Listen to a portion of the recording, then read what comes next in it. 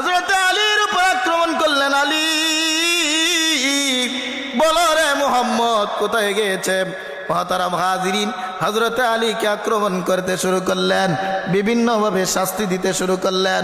হযরত আলী জবাব দেয়, ও মক্কার নেতারা, আমাকে তোমরা হত্যা করতে পারবা, কিন্তু নবীর সম্পর্কে আমি জানি না, আল্লাহর নবীজি কোথায় গেছেন আমি জানি না।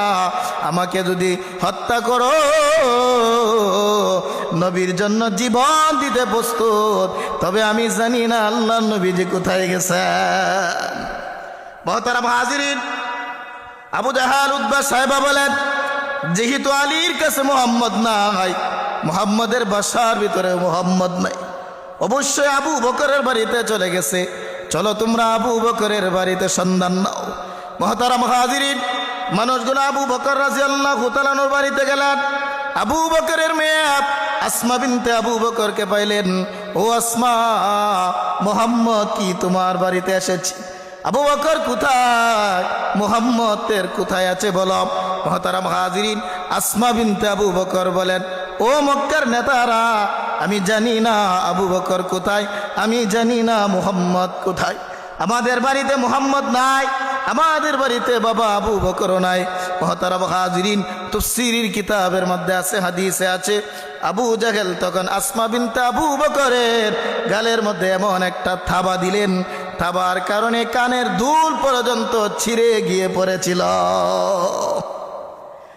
আসমা বিনতে আবু বকর আবু জাহেলকে উদ্দেশ্য করে, আবু জাহেল, যদি আমাদেরকে হত্যাও করে ফেলো, নবীর সন্তান দিব না, নবীর জন্য আমি আসমা বিনতে আবু বকর জীবন দেয়া দিব।